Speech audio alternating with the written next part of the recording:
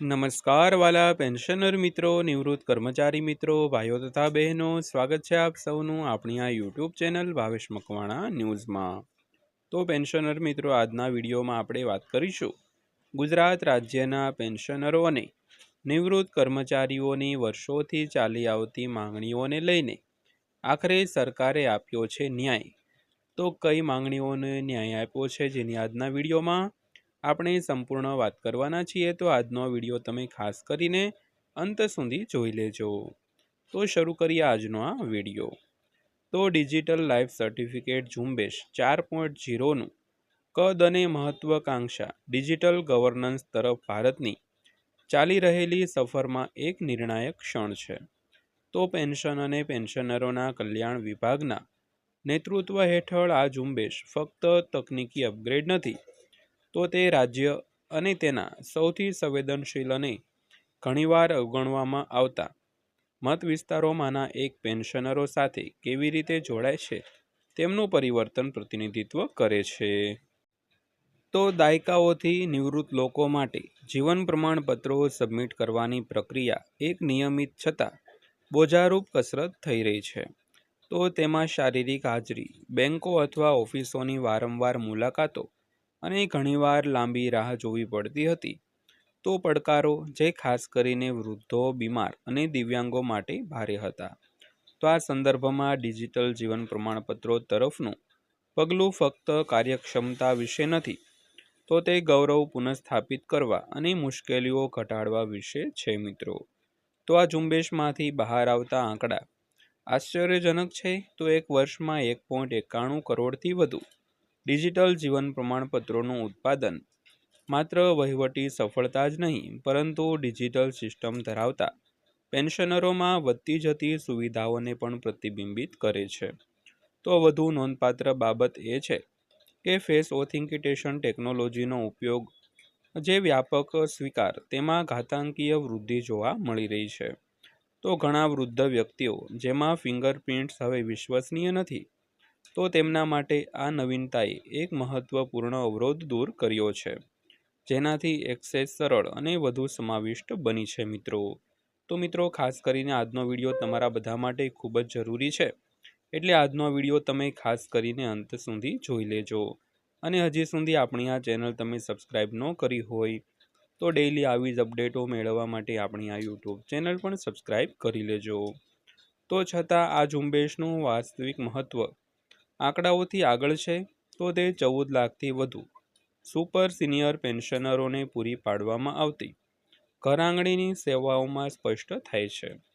તો જે વ્યક્તિઓને અન્યથા પ્રક્રિયા પૂર્ણ કરવા માટે સંઘર્ષ કરવો પડ્યો હોત, તો પોસ્ટલ કર્મચારીઓ અને બેંક પ્રતિનિધિઓ પેન્શનરોને તેમના ઘરે પહોંચાડવાની છબી નાગરિક કેન્દ્રિત અભિગમનો સાર દર્શાવે છે।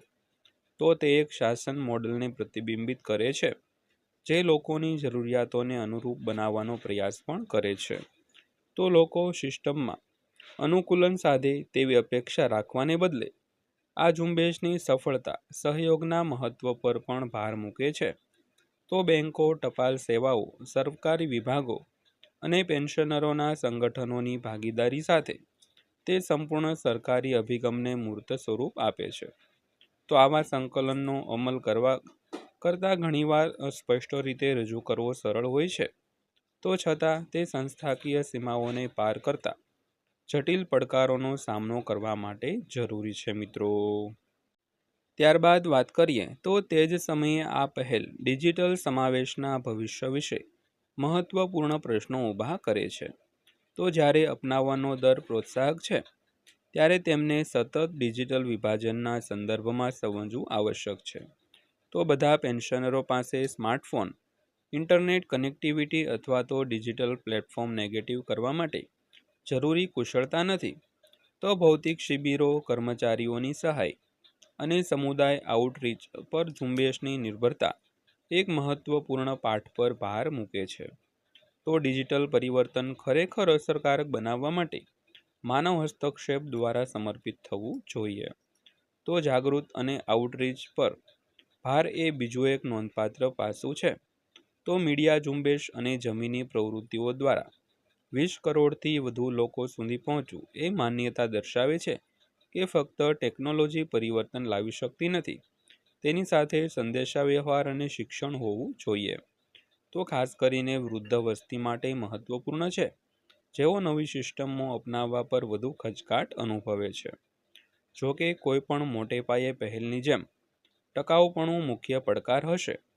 તો ઝુંબેશ મોડ કામગીરી નિર્ધારિત સમયમર્યાદામાં પ્રતિભાવશાળી પરિણામો આપી શકે છે, પરંતુ ગતિ જાળવી રાખવા માટે સંસ્થાકીયકરણ જરૂરી છે, તેમજ ડિજિટલ જીવન પ્રમાણપત્રોના લાભ આખા વર્ષ દરમિયાન સઘન ઝુંબેશની જરૂરિયાત વિના સુલભ રહે તે સુનિશ્ચિત કરવું આ ઉત્ક્રાંતિમાં એક આગળનું પગલું હશે મિત્રો.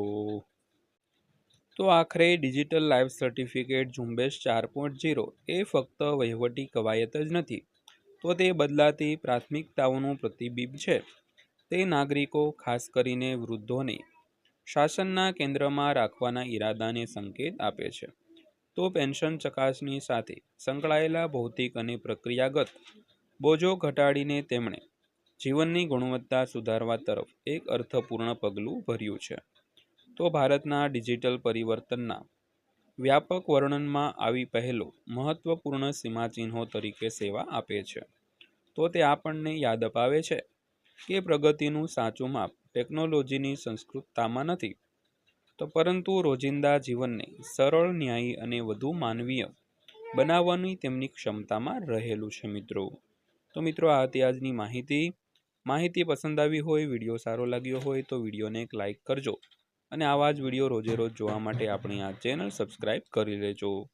તો ફરીવાર પાછા મળીશું એક નવા વિડીયો સાથે, નવી માહિતી સાથે. ત્યાં સુધી સૌને જય હિન્દ, વંદે માતરમ.